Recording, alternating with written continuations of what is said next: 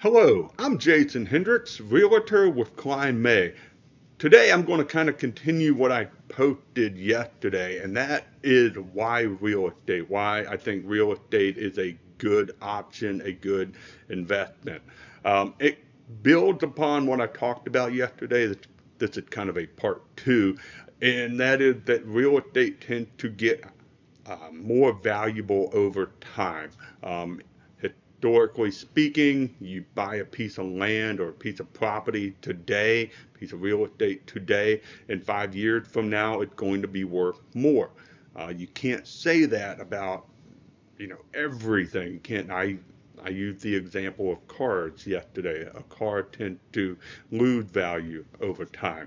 So, approaching the why real estate and why it's a good investment from a seller's perspective. Now, with a seller, most of the time people sell due to major life changes. That could be they want to increase the size of their house or increase the size of the family, or maybe they're ready to do the opposite. They want a smaller house.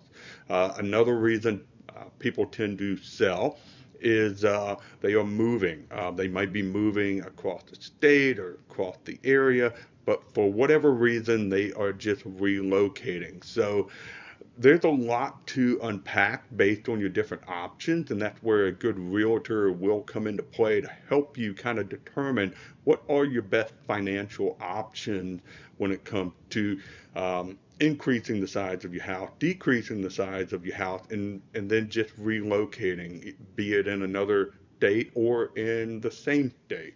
Now, the buying side. All right. So even with the high interest rates that we are seeing today, historically speaking, they are not as high as they have been in the past. We have seen double digits in interest rates in the past. Currently, right now, we don't see that. So even just from a historical timeline perspective, it is still a good time to purchase. Now, let's say like, all right, dude, I cannot afford the high interest rate, the high payment. It scares me. Well, that's when you need to get creative a little bit. Maybe instead of getting a single family house, you get a multi-family house. You rent out one side of it, and you live in the other, a duplex, right? That's what I'm talking about, a duplex. So a duplex, you rent out one side, live in the other.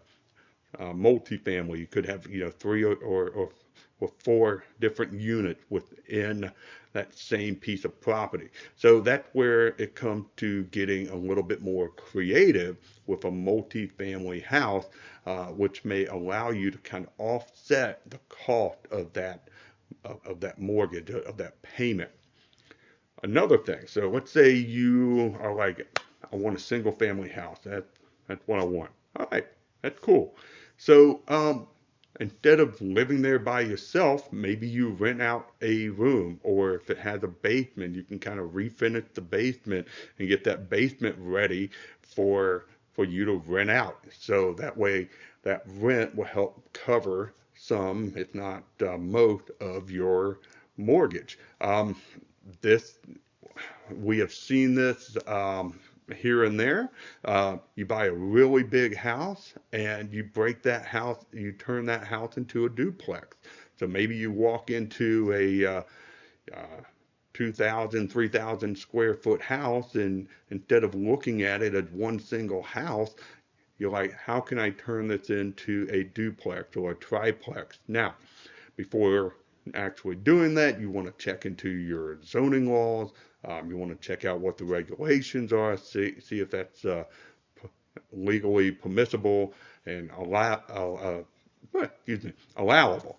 So you just want to make sure that before you kind of go in that direction, that it is kind of okay with the powers that be.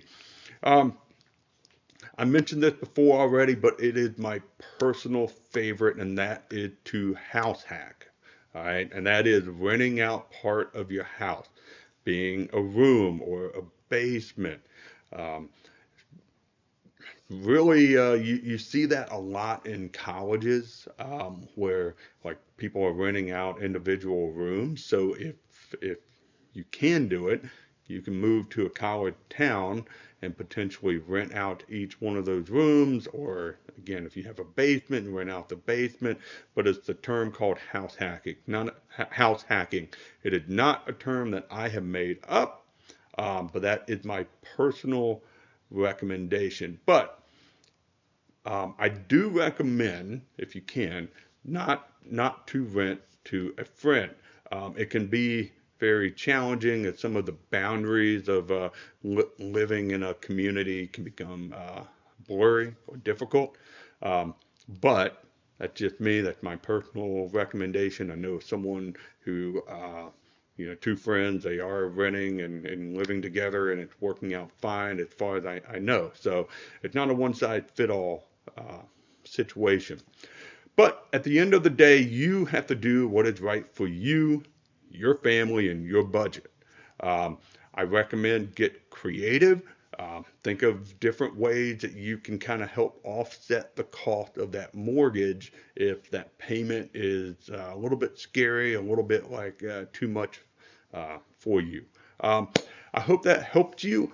If you have any other real estate questions or any other topics that you would like for me to cover, please leave them in the comment section below. Until then, take care, guys.